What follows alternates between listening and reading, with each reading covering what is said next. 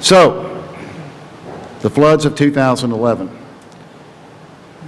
In 1927, a flood in this part of the country. In Arkansas, 36 counties were affected. 98 lives were lost. There were $12 million in crop losses. Damages to schools and equipment were $74,000.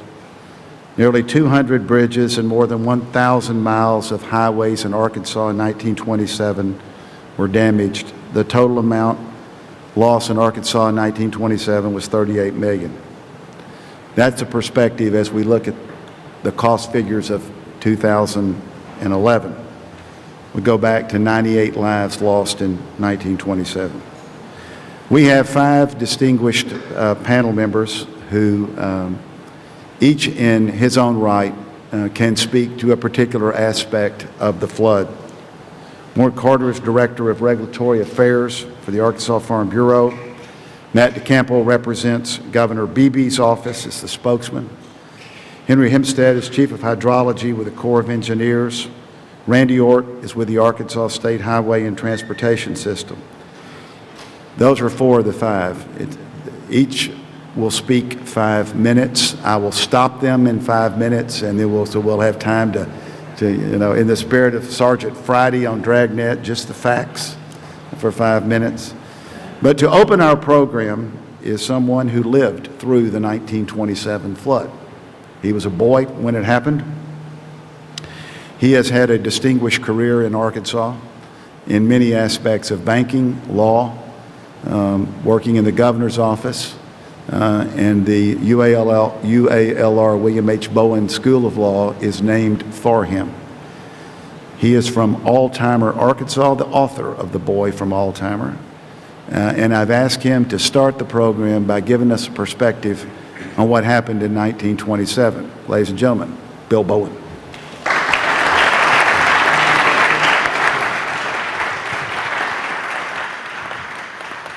Thank you, Dean, for such a gracious introduction. Little town of Alzheimer is across the river in the Delta from Pine Bluff in Jefferson County. The only elevation we have in town, or did then, still do for that matter, was the Cotton Belt Railroad that came east and west through town, and it was a prominence that we all kind of enjoyed as we walked to school in the morning. 1927 flood, I was 2 weeks away from being 4 years old. We just moved into a new home. There were 4 boys. A 5th one was en route that fall, and so had a busy family. And we had to move out to one of the few places in town safe from the rising waters, and that was our new school building. It was one of the few buildings in town made of brick. In any event, we left as waters were coming across our lawn. I remember that scene well. I remember the scene of water surrounding the school, and I remember returning home that there was a dead carp in the fence between the Sachs house and the Bowen house that had been caught there, but had been left too long for it to be usable in the Bowen pallet.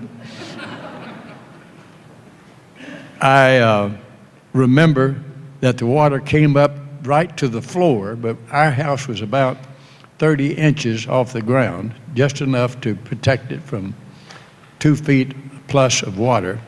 And they blasted the Cotton Belt Railroad about 3/4 of a mile east of us to let the water through. Otherwise, it would have built up behind the levee created by the railroad.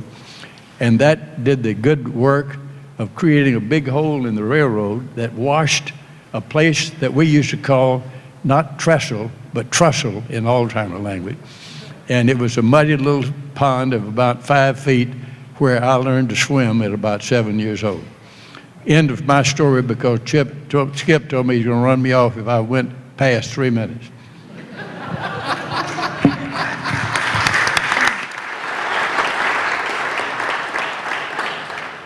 All right, now we'll take each of the panelists and talk about the 2011 flood. You just heard the numbers from the 1927 flood. So Warren, I turn it over to you. Thank you, Skip. I do appreciate the opportunity to be here and talk about agriculture a little bit today and the impacts the floods have had. You know, agriculture, according to the University of Arkansas, contributes about $16 billion annually to Arkansas state economy. If you look at just the value of production alone, you're looking at about $8 billion. So as we talk about the numbers we have, you'll be easy to see where we how we get there, and not just the impact on the state's economy, but if you look across eastern Arkansas, those rural areas, probably the impact there is even greater than you would expect across the state in general. We sat down here about 10 days ago, did an assessment of the impacts of the flood in the state. We did not look at things like infrastructure. We didn't look at flooded bins, equipment losses, things of that nature. We looked primarily at the impact on the crops in the state of Arkansas, crop losses, yield losses, things of that nature, and additional input cost as we look at replanting the crops that we can replant. At the time, we estimated about 1 million acres of Arkansas cropland were underwater. If you look at Arkansas as a whole, you're talking about probably 6.5 to 7 million acres of cropland in any given year. So a very, very significant portion of that obviously impacted by the flood. The total economic impact, again, in crop losses across that land, we've estimated at $500 million. So again, very significant. And we're looking at things like direct loss of crops. We've got some farmland, probably a limited amount of that farmland that will not actually be replanted.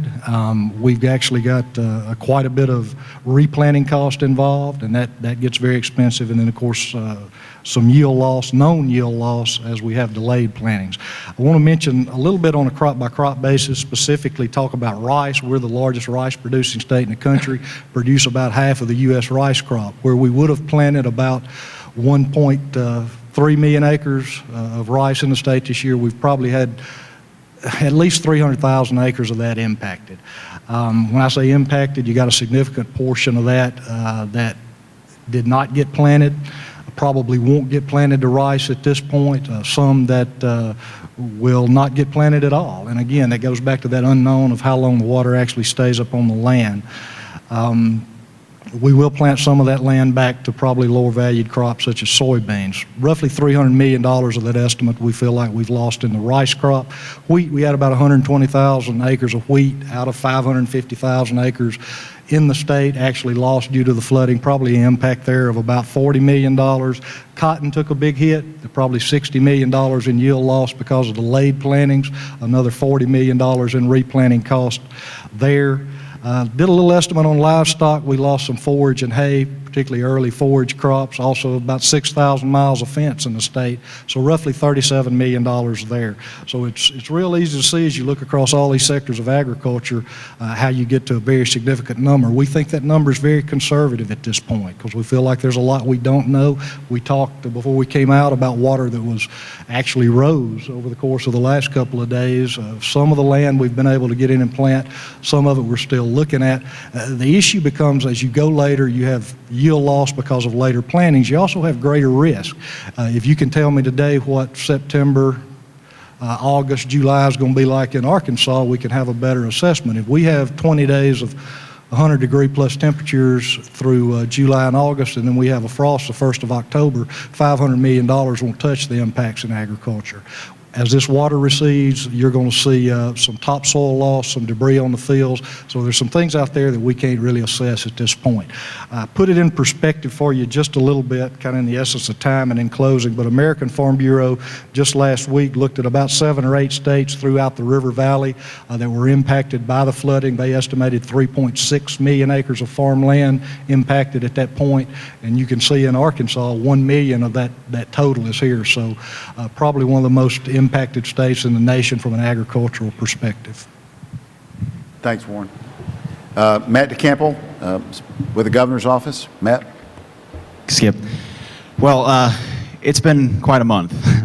A month ago today, actually, April 24th, was when the flash flooding that we saw in northwest Arkansas was hitting some of its worst, and the levels on both the Black and the White River in north central northeast Arkansas was starting to get to dangerous levels. And every day since then, we've been pretty well in a constant state of emergency. Of course, we had tornadoes that started after that, and then the flooding picked up. After the initial response of making sure that all the state agencies were coordinating with the local agencies and making sure they had everything they needed, the state's primary role since then has been coordinating with the federal government. and trying to get assessments done best as we can with the water staying as high as it's been, and trying to get help to people as quickly as we can. I heard this morning from our Department of Emergency Management that when it's all said and done, FEMA will have more than 300 personnel on the ground in Arkansas. We had, of course, some precedent for this because we had the flood of 2008, which we thought was the great flood, and nature showed us, I guess, this year. But we knew to a degree where the water was going to be. We knew it was going to be flooding Jacksonport State Park. We knew that Georgetown would likely be cut off in White County again. There were some things we knew, but there were so many factors this time that weren't there 3 years ago. Of course, with the Mississippi River rising as fast as it did too. With the water flowing the way it did with the White, and Desark seeing water higher than they had ever seen in anyone's memory there. So there were a lot of new challenges this time. And of course, working with the federal government, we were under a different administration than we were in 2008. And every administration handles things differently. FEMA in 2007 did not get very high marks from the governor, and he made some very high-profile comments about that. They did much better in 2008, and they've been very responsive this year as well. It's every administrator handles it differently, but they've been with us on the ground with our folks. They've been traveling with myself and the governor, looking at damage over the weeks, and they've been very responsive. And the key for us right now is just trying to get as much done as we can while still waiting for the water to get down. And once it does, to get that much more aid into our folks. Thanks, Matt. Henry, will you give us a perspective from the Corps? Good afternoon, everyone. Thank you for having me. I speak a foreign language. It's generally numbers, so I'll try to not go too fast here. Prior to 1927, the federal government wasn't deeply involved in a central flood damage reduction job. But after the 27 and 37 floods, the federal government invested billions of dollars nationwide so that we wouldn't have a recurrence of those devastating floods. And even though this year the impacts in certain areas are very bad, it's actually significantly not as bad as it could have been, greatly reduced. That investment in Arkansas is in the order of dams, levees, and floodways. Just to orient you, I represent the Little Rock District in the state of Arkansas. We also have Memphis District in the eastern part of the state and Vicksburg District in the south. So I'm going to talk a little bit about the White River and Arkansas River and our lakes. The White River lakes, beginning in northwest Arkansas, we have Beaver Lake emptying into Table Rock Lake near Branson, Missouri, which empties into Bull Shoals Lake near Mountain Home. We have Norfolk Lake on the North Fork River, and then we have Greer's Ferry Lake. Those are our 5 largest flood damage reduction lakes. And the rainfall that began, you said a month ago, seems like just yesterday. The 1st of April, all of those lakes were below level. They were low, and I was looking at a drought this summer and what were we going to do to survive a drought. And in a matter of 72 hours, we filled all 4 of those upper lakes to capacity. And in the case of Beaver and Table Rock, we filled beyond capacity, so we used spillway gates. Just to kind of give you a few numbers, a typical April in Arkansas, the rainfall averages 4 to 5 inches pretty much across the state. We had on the order of 13 to 15 inches above our dams. In some places, local amounts were as high as 16 to 18 inches above the dam. So it kind of gives you a perspective. We had 3 or 4 times the rainfall in about 3 days that we normally get in a month. And another perspective, the 2008 flood in April of 2008, we had on the order of 10 to 12 inches. So we had quite a bit more rain this year, shorter amount of time. That's what causes our major problems. So how do the dams do their jobs? When rain is falling, we capture and store it behind the dams to release when downstream conditions are more favorable. So we did that at all of our dams, and just as an example, coming into Table Rock Lake for I think it was 4 6-hour periods, the inflow was above 250,000 cubic feet per second, and our maximum release was 68,000 cubic feet per second. So over the course of 6 days, we were holding back more water than we were releasing, and that's how you get a benefit. Even though the folks down in Branson, Hollister, Forsyth, Rockaway Beach, Missouri would argue that, you know, their homes are flooded and they're impacted, it could have been much worse.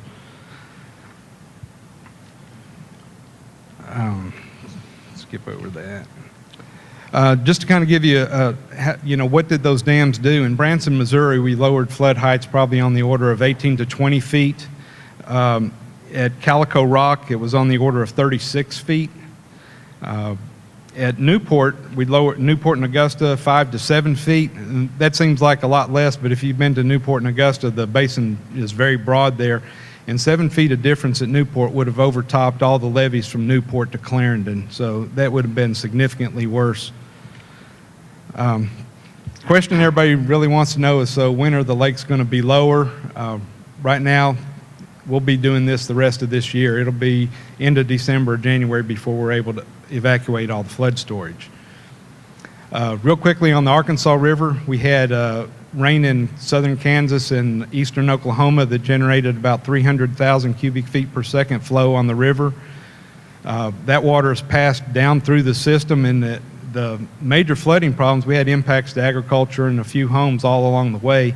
But the biggest impact was at Pendleton, the Dam 2 area, and all that water got there just ahead of the major crest on the Mississippi River. But the Mississippi got up so high in the past 2 weeks that water was flowing back up the White River through 2 of our locks and into the Arkansas River. At the same time, it was flowing 40 miles up the Arkansas River backwards through Dam 2. So we had to close Lock 2 to navigation. That's what's got all the barges stacked up either in all the ports in Arkansas or on the ports in the Mississippi and can't get back and forth, but we just opened the lock. Thanks, Henry. Randy, from the state highways, we had 200 bridges and 1,000 miles of highways damaged in 1927. How did we do in 2011 so far? Worse.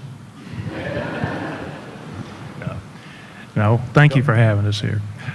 This has certainly been an unprecedented time for us at the Highway and Transportation Department. Just to give you some perspective, anytime we have flash flooding that we deal with in the wet times of year, we can expect to have anywhere from 1 to 5 sections of highways closed. And of course, these are flash floods that come on very quickly, they're very localized, and they typically rectify themselves in a matter of hours. What we have found here has been a totally different situation. 1 month ago, on April the 24th, we had 3 sections of highways closed all around the state. One was in Crawford County, one was in Mississippi County, one was in Clay County. By the end of the day, on April the 25th, we had 31 sections of highway closed all around the state, and we did not drop back below that level of closures until today. We are actually down to 27 sections of highway closed right now. We actually peaked out May the 3rd with 82 sections of highways closed all around the state of Arkansas. Of course, the most significant one was Interstate 40. We had a section of Interstate 40 closed between Little Rock and Memphis. That highway was constructed in the 1960s, and we had never had a section of that highway closed due to flooding. In this case, it wasn't closed, as many of you know, for a matter of hours. A portion of eastbound Interstate 40 was closed for about 3.5 days, and a section of westbound Interstate 40 was actually closed for a full week from May the 4th through May the 11th. Very significant impact, not just to the citizens of Arkansas. I-40 is a coast-to-coast major travel corridor. So it was very significant. We had to partner considerably with our neighboring states, getting the word out ahead of time to give people a chance to go around Interstate 40. We're talking about interstate traffic here. We're not talking about what travels up and down the road in rural Arkansas every single day. Interstate 40 between Little Rock and West Memphis carries anywhere from 30 to 40,000 vehicles per day. The amazing thing is, at all of our reporting stations going from Lone Oak eastward, at least 50% of those vehicles are heavy trucks. So you're talking about 15 to 20,000 heavy trucks per day you've got to take off of the interstate and reroute onto other rural highways, typically 2-lane highways that simply are not designed to carry that kind of traffic. So that's what we were dealing with. The detours ranged anywhere from about 40 miles in length. If you were a car traveling eastbound, you were lucky.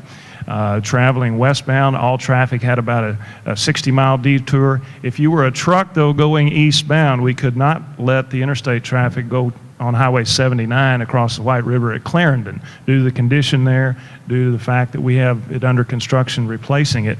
You had about a 300-mile detour. Trucks had to get off the interstate at Hazen. They had to travel down through Stuttgart all the way to Lake Village, across the brand new 82 bridge at Greenville, Mississippi, get on Highway 61, and then come back up north to Memphis to catch I-40 again. That's a 300-mile detour. So we weren't real popular there for a while.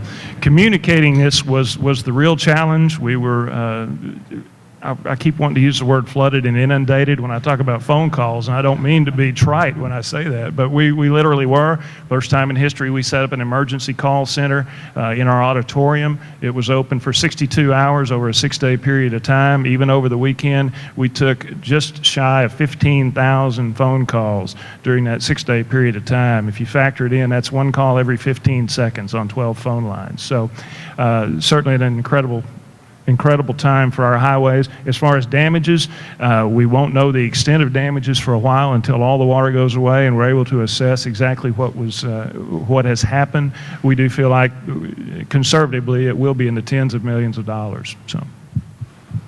Okay, thank you. I got a couple of questions and we'll throw it open. Henry, you made a point about that the dams, the basins, the locks, and the impact it had on preventing a bad situation and making it, I mean, it could have been a lot worse. What would have happened? I mean, you said in Augusta to Clarendon that the levees would have exceeded or broke. What can you describe that 5 to 7 feet? And if the water would the levees have broken? Would it have gone over the levees? And what would have been the extent of the flooding from Augusta? Because that is one thing that people, I mean, from Newport to Clarendon, that a lot of people look how bad it was, but it clearly could have been a lot worse. Can you talk about a worst case scenario like that? Excellent question. Kind of put that in perspective. We have enough water stored behind our dams right now that same 1 million acres of farmland that was flooded would have been 4 feet deeper in flood. So we have about 4 million acre feet of storage behind our dams right now. It would have overtopped the levees at Newport, so we would have flooded Jacksonport, certainly city of Newport, all of the prime farmland on the east bank of the White River from along Village Creek all the way to the headwaters of Taylor Bay at Augusta. It would have branched out from there and actually run over the levees into the Cache River, and you wouldn't have recognized the difference between the White River, Cache River, the St. Francis and Langille until it hit Crowley's Ridge. That water would have just spread out due to the geography over there. Wow. One other question. On the farming issue, you talk about the replanting going from rice to soybeans and other things. So a drought happens, a frost happens. What does this mean to the sort of the individual farmer? I mean, you know, in terms of just what's going through the family farmer or the commercial farmer that's in Lee County or Jackson County or something right now? What are they doing? Well, I mean, it's a decision-making process at this point. And again, we're talking about places where flood water's actually receded from the land. I mean, you really can't start making that decision till you know. And right now we've got a lot of the land, probably, I'm guessing 70% of the 1 million acres that I talked about still got water on it out there, or at least not accessible to farming. So a guy's got to go in there and, particularly with rice, with corn, with cotton, you've got significant yield losses as you get past the 15th of May, and we're past the 15th of May now. So we're looking at a situation where we've got fairly high commodity prices. In a normal year, you can offset what we're also seeing, and you all know we've got diesel fuel prices are $3.50 plus a gallon. Fertilizer prices probably 4 times what they were 5 years ago. Equipment costs, land cost, it's a significantly different cost structure out there in agriculture that you're dealing with, just simply more risk in a normal year. Now we've got the flooding, the delayed plantings. As you move forward, you see that upper level yield potential goes away and starts reducing significantly. So you have to make a decision at some point. Do you shift to a lower value crop like soybeans? You can plant them later. They are a little bit of a reduced input in terms of getting them up and growing. But again, you've just set yourself back, and the concern you have on an individual basis. My dad used to have a saying: you don't operate your business in such a way that if you stump your toe one time, you fall flat on your face. But the reality is, in any given year, because there is so much per acre, so much total cost going into these commodities, that certainly risk is out there on an individual basis. I did a radio interview here a week ago about with a lady out of New York City with CBS, and at the end of it, after we talked through this, she asked me the question. She said, well, are all these farmers just ruined? And I said, on an individual basis, we're going to have some people that are in situations that they can't dig out of. It's certainly devastating for those. Probably for the most part, farmers have seen bad times before. They're fairly resilient. I think you'll see them work through a very difficult year and then hope for a better year next year. But I also think the impacts of the flood go forward more than just through the end of this year. Weakened financial positions, harder to get loans in agriculture, then the impacts long term on this land that's had the flood water on it. So. And one final question. My next door neighbor has a rain gauge, and he gives me a total amount when I see him in the backyard. And I think over the last 3 or 4 days, we've had 7+ inches in Little Rock. What's the recent rains? Do they have an impact? I mean, I know we talk about it's going down, river receding, but we've had a lot of rain recently. Any impact on that? I would think the primary impact are in places where the floodwaters just recently receded. You've pushed, we talked yesterday, but talked about the White River going back up about 1.5 feet yesterday. So obviously you've got impacts there on people that might be getting in on it. It's up 1.5 feet. Yesterday from the rains we had over the weekend, I believe, is what we talked about outside. So it starts to recede, and then you have 7 inches of rain. That water's got to go somewhere, and those rivers come back up. That's certainly an issue. Also, it's a classic deal in Arkansas. We saw fields over this last week before this rain came where you had part of the field literally under the water with floodwaters and a dust ball from a tractor on the other side of the field. We talked about in isolated areas in south part of the state, even some drought conditions at this point in time. I would think there would be isolated instances where people would say, hey, we needed some moisture. We just got in behind the floods, got something planted. We need to get it up. But for the most part, at this point, we need as little moisture as we can get, try to get this water moved on out. Okay, did anybody else on the panel have any comments that they didn't get to in their 5 minutes and would like to raise? Henry?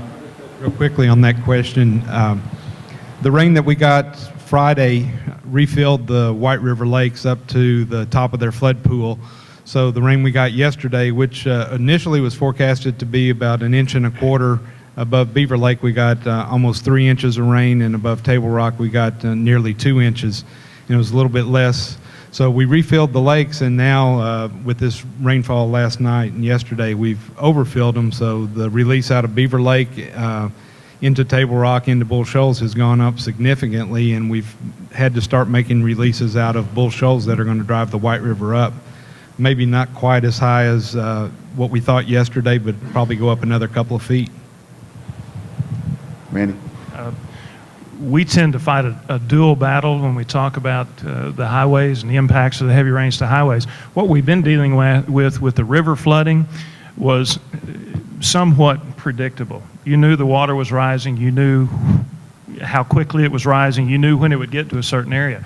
A battle we face with the heavy rains that we see in very short periods of time or over the same area over an extended period of time is more along the lines of flash flooding.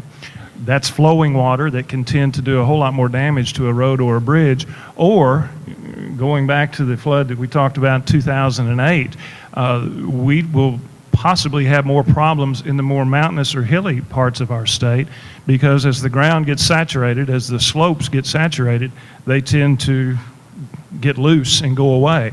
And some of you probably know we lost a section of Highway 62 just west of Eureka Springs just within the last 48 hours because of a slope failure there. We lost a section of a lane. So, you know, we're kind of shifting gears here. We're still very concerned about the river flooding and the impacts to the highway system on that, but now we have to think about the flash flooding episodes and the possible slope failures in a totally different part of the state. Yeah, I'm not sure that people had focused on Highway 62 in Eureka. That's a good point. All right, we are now going to open it to the audience. Please wait for the microphone that gets to you, and then we'll ask, there's a question right here, so wait for the mic. Yes, sir. This is primarily for Mr. Hemstedt. When the Corps of Engineers intentionally breaches a levee, I don't know if that's been done in Arkansas this year, but I know it's been done in Missouri, and then gates were opened in Louisiana. What are the legal and policy considerations that go into the decision to intentionally flood some land in order to protect other land? And does the loss occasioned to the owners of the property that is intentionally flooded, is that apportioned differently than loss from unavoidable flooding? That's an excellent question. I'm not very well qualified to answer that. I'm not a lawyer. I can tell you the New Madrid Birds Point floodway where the levee was breached a few weeks back on the Mississippi River, that floodway was designed as part of the comprehensive flood damage reduction for the Mississippi River and was only intended to be used under the most extreme conditions. The legal ramifications of using that and the claims that will result for it are just something I'm not qualified to address. I'm sure there will be, claims and, years of sorting all that out, but that is all accounted for as part of the flood damage overall, the big picture. Yes, sir. The lady in the back right here. When people talk about the big floods, I don't hear much discussion about the flood of, I think it was 93. Did that flood not affect Arkansas very much? The 1993 flood was a major flood in the upper Midwest and the upper portion of the Mississippi River. And it really developed from like the Minneapolis down to Cape Girardeau area, and then below what we call the lower Mississippi River. It wasn't as significant. It was a large flood, but it wasn't as significant as, say, the 27 or 37 or even the 1973 flood on the lower portion of the Mississippi. Yes, got a question in the back. Hi there. Thank you all for being a part of the panel. We really appreciate it. My question was actually for Mr. Ort.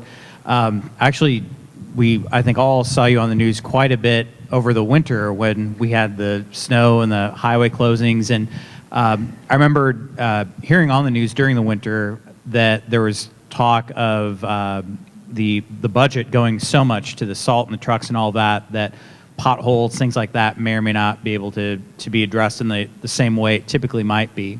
I guess my question to you is, with the flooding and now recent issues in the last month, have there then been additional damage to roadways? And I guess from a response, budgetary kind of point of view, are those more kind of federal emergency dollars that would then help the state of Arkansas, or these funds need to come from an already strained roadway budget from the winter that we've had, which is pretty significant? I know you've had a very crazy 6 months, it would seem like, with the road, so thank you for being here today. Sure. Very good question. Your answer is yes and yes. Do I need more detail? Okay. We actually had a record winter, too. We spent a little over $12 million just getting rid of ice and snow from the highways this year. We typically spend between $3 and $4 million doing that. Springtime is the time we would typically assess the damage to our roadways. Unfortunately, we can't see a lot of the roadways right now to finish assessing the damage. When you talk about things like repair from ice and snow, repair from the floods, things of that nature, our responsibility is to keep the roadways safe. We have to balance safety and mobility. So we're going to do whatever we have to do, spend whatever dollars are necessary. It's not like we have a pot of money set aside for this, and once we exhaust that money, then we can't do anything else. We're going to do whatever we have to do to keep the roadways open and safe. Will that put a strain on our budget? Absolutely it will. Maintenance is a 100% state-supported function. In other words, we don't utilize federal funds for maintenance work like this. If it gets to the point where we cannot do it with our own forces, where we have to contract it out, then we can utilize some of our regular federal funds. In a case like this, with the declaration of emergency status, we will have some federal funding available to us. Now, to utilize federal funds, it's a reimbursable program, which means we have to expend our state dollars first and then get reimbursed from the federal government. So it puts a tremendous strain on our state dollars to have to address this.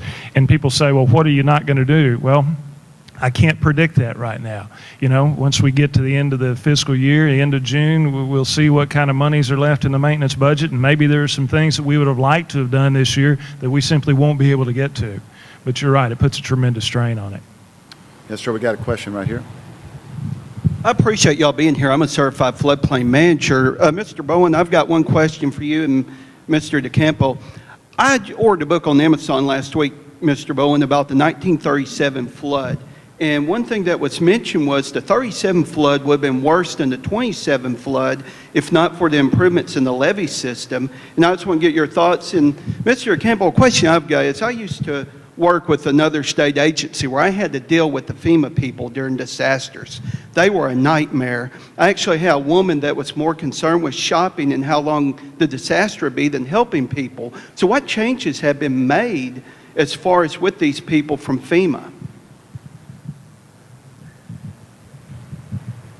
I have no memory of the 1937 flood, except that it didn't flood our house in all time, thanks to the levees. Other than that, it'd be fantasy for me to try to answer it. But I do have a personal story, Dean, that I'd like to tell if I may.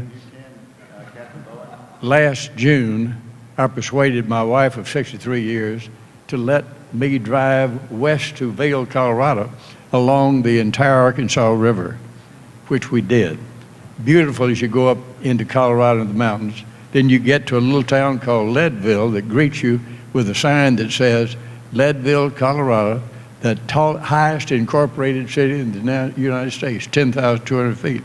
At which point you go 6 miles east to an abandoned molybdenum mine, whatever that word is, and here is this little spring bubbling out of the ground, stream about 2 inches wide, big sign much bigger than the stream that says headwaters of the Arkansas River. And I was so excited about seeing that, inasmuch as we live on the banks of the Arkansas River, up from the Verizon buildings, and I forgot that we had a speed limit of 45 miles an hour, and I was going 57. Heard this blast, and I stopped and said, sir, let me see your license. I gave it to him. Do you know you were driving 57 in a 45 mile zone? He said, may I tell you my side of the case, officer? He said, sure. I live on the banks of the Arkansas in Little Rock. It's 3.5 football fields wide. It's 12, 14 feet deep, and I was so amazed at this little bubbling stream coming out that I forgot about speed limit. He said, sir, you just won your case and saved $300 fine.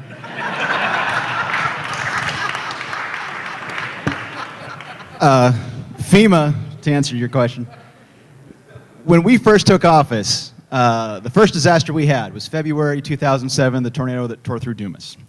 And it was horrible. The governor was in Washington, D.C. at his first national governors meeting, struggling to get back. We were scrambling to get a response down there. And the initial response from the state level was great. Our state agencies did a great job. Were very responsive.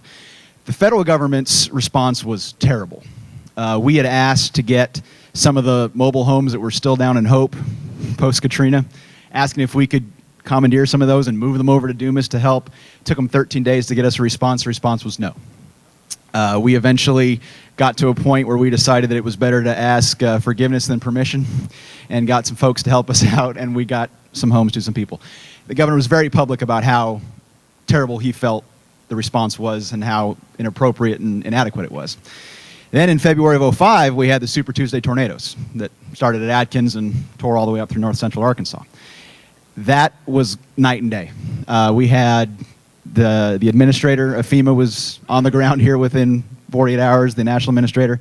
The folks, they sent a ton of folks up from a regional office in Houston. They were very responsive. And then once they got here, they didn't leave, because then we had the flood of 2008, and we had a bunch more tornadoes in 2008. And I think that really developed a more direct and personal relationship between the FEMA folks of Region 6, which is our region out of Houston, and our emergency management people here. And I think that has held through very well. As I said, every administration has handled it differently, and the Obama administration has been very deliberate in how they've responded to our disasters in the past month, but they've made sure they've had people on the ground the whole time, and they've frankly made some declarations quicker than we might have seen otherwise, because they have been willing to make some declarations on the floods before the water's gone down. And you know, generally it's, you got to be able to get on the ground and count the houses and visualize more directly the damage to individual buildings before you can make those declarations. And they've been accommodating there, although they've been very deliberate. So we've seen our FEMA, I mean, there has been problems at times, there always will be, but we've seen the overall relationship improve greatly since we took office in '07. Matt, let me ask you and Henry a question. The levee system in Arkansas and the management of the dams, obviously saving Newport and other places this time, has been under stress in the last 2 to 3 years with a lot of floods. What's the post-2011 flood analysis? Do you all inspect the levees after the water's gone down? Do you all, both from a state and federal perspective, look at the areas that could have been problematic? I know I followed Helena very closely on the Mississippi, and then I couldn't help but wake up and read the paper every day about Judge Mark McElroy's comments in Arkansas City about checking it out at noon and all that stuff, and we can smile about that now. Had the levees failed, it wouldn't be a smiling matter. What's post flood in terms of, because there's got to be a lot of stress on these levees. Well, I'll start out on the more local level and then let Henry talk about the bigger level. I think if there is to be good that comes out of both the floods in '08 and '11, it exposed a lot of the problems that may have developed over time in some of the local levee districts, because a lot of these smaller levees are managed on a local level. And of course, you had areas that had not seen much water for decades and decades. And over that time, as you would expect, there's not as much emphasis put on the upkeep and management of those levees, because honestly, some folks think that they're never going to be used again. I mean, that was such a once in a lifetime thing. I think coming out, especially from this year, you'll have a lot more local awareness. You'll have a lot more local determination and resilience to both build them back up and even build them beyond. We heard some of that going around, folks that want to build them even stronger than they were before, and being better prepared for the next time this comes around. And from the federal perspective with the Corps of Engineers, yes, we do have an inspection program. We annually inspect the levees, and during this event we had people from our project offices who work with the local levee districts who patrolled the levees, helped raise levees in certain locations to provide a little extra protection. We document any problems that may have developed, and then we'll go back and look at those in more detail after the flooding goes down. Generally, we do that in the fall each year. And we will document any damage that was directly related to the flood event, and those levees that are a participant in our rehabilitation program will be eligible for federal assistance to repair their levees. All right. Got a question right here. Mr. Hemstedt, the levee that they blew up in Missouri, that it had a pipe in it, and they pumped the pipe full of an explosive slurry and then blew it. Do you have many levees in Arkansas that have pipes in it like that? I mean, I guess that's not an uncommon thing for you all to put pipes in like that. Good question. No, in Arkansas, we don't have any levees that were built with that intent in mind, so we don't have any predetermined locations where pressure on a levee system would have to be intentionally relieved. I think through this flood event, most of our levees, even though in some of the conditions that they were, performed very well. We had a few that were overtopped and we had a few that were flanked, but we didn't have any situation where we needed to relieve pressure intentionally off a levee through creating a man-made breach. Yes, ma'am, right here. In the ancient days, the flooding of a river like this would have redistributed the soil and brought fertile land. What is the environmental impact? I guess this is for Mr. Carter. What's the environmental impact on pollution and such that's come down the river? Well, as I said earlier, we've seen isolated cases. Farmer last week indicated he'd lost 1.5 feet of topsoil off the farm. So you got long-term implications of that. We've seen quite a bit of debris, some silting, even in some of the heavier flooded areas. I mean, wood, tree, timber type debris, things of that nature. As far as going in and cleaning up the land, I mean, where you lose 1.5 feet of topsoil, the loss is more long-term.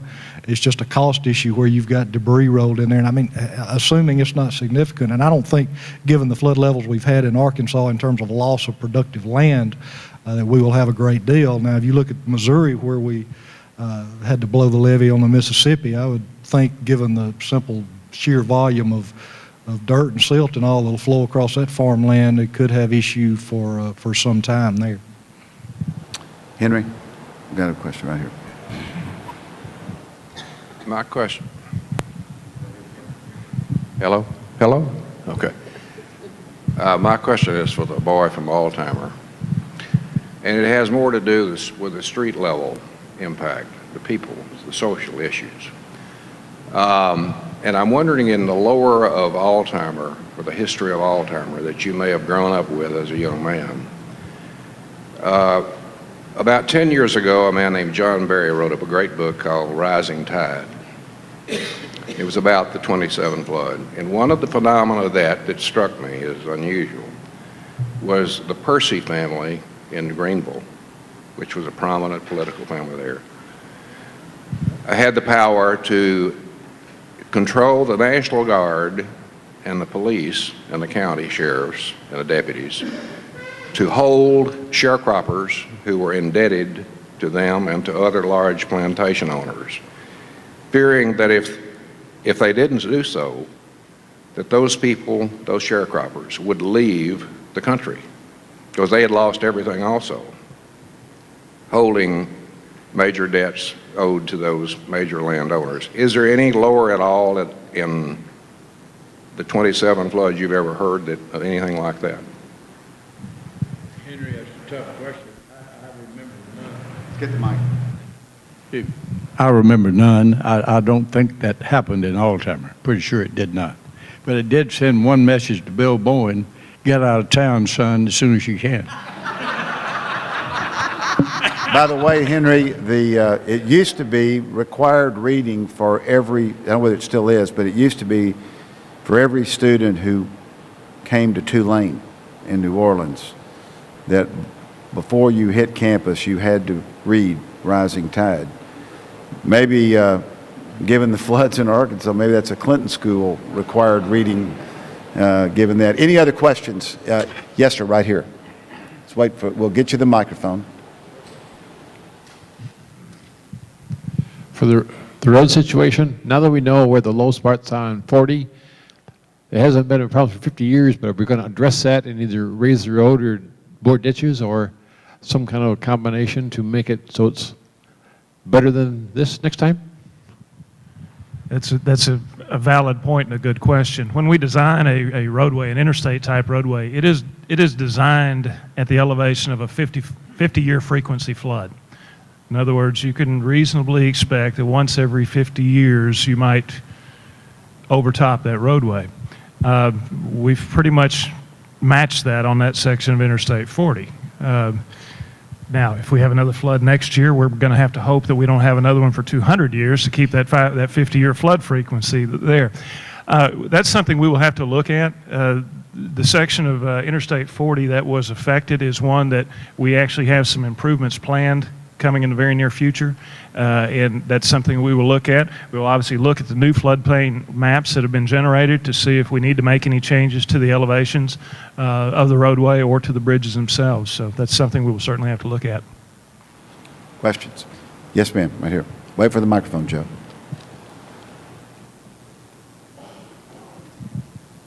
To me, that raises an interesting question because I think from the experience of, I lived in North Arkansas until quite recently. And from the perspective of a lot of us, we've had 2 100-year floods in the past couple of years. And I wonder what all of you make of that. They're only supposed to happen once in a great, great while. Well, and you also had a 100-year ice storm in the middle of all that, too. The amount of severe weather that has happened in the past 5 or 6 years is quite extraordinary. It is, and we often, we'll turn to the National Weather Service, which the Little Rock office of the National Weather Service has performed phenomenally the past month and over the years as well. And we'll turn to them and, come on, can we please, give us some. But, we're not scientists. We don't know if this is a part of some larger climate trend, if it's a cyclical thing that we just haven't experienced before. It just keeps us all, I think, very wary. All we can really do on a year-to-year basis is just be as prepared as we can, make sure that there's money in the disaster funds where we need them, be ready for more and hope to catch a break, really. I mean, last year, from a tornado perspective, was very calm compared to, obviously if you were in Mena last year, it was not. But for a statewide perspective, it was a pretty calm year. So it's so hard to predict, and all you can really do is, prepare and then hope it's not our turn anymore soon. And that's about all we can say. Yes, we have a question right back here. Dean, I just had a comment. First of all, thank you very much for being here. Maybe mine is to try to give something upbeat about all of this. We've been farming the same farm in South Monroe County, 9 miles south of Holly Grove and a little bit north of St. Charles since 1839. So we've seen a few floods. I was down there 3 weeks ago today, and we had a beautiful wheat crop. Of course, now it's 5 feet underwater. My grandfather, who was born in the 1880s, that raised me, I asked him one time, I said, when you were a child back in the 1890s, what was the worst crop you could remember? And he said, my dad told me that the worst ones were the years when all we got was the growth on the kids. But I'm here to say that we've been there 172 years. And this is a bad year, and it's devastating to a lot of people, especially the farming people. But we will survive it, and we'll go on and go on from here. Good. Any, very good. Any additional questions? Bill?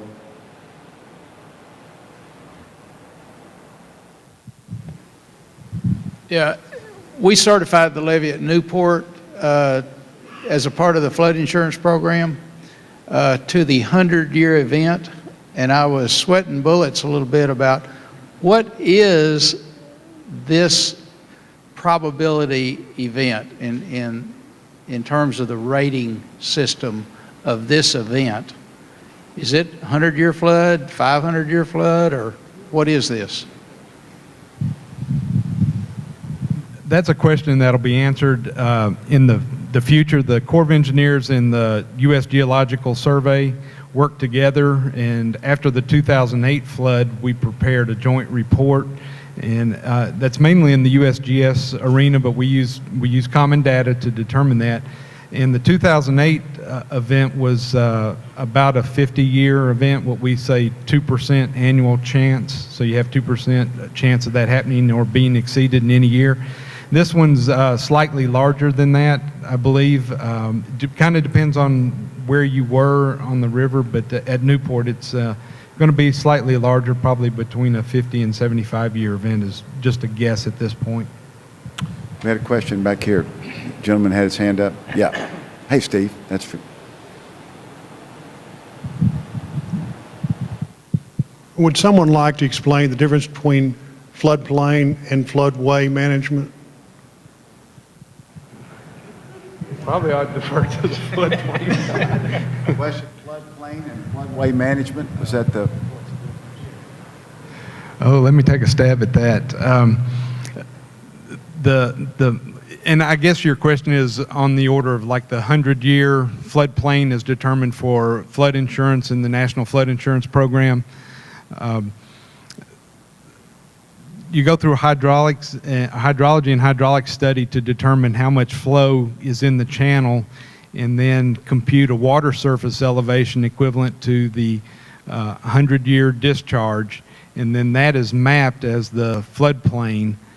The floodway is in most cases, a smaller portion of the floodplain where you have induced encroachments to artificially raise the water surface 1 foot, so that is the main conveyance system. Most of the water is being transported in that more narrow channel, so that you can use some portion of the floodplain for development as long as you build above the 100-year water surface elevation.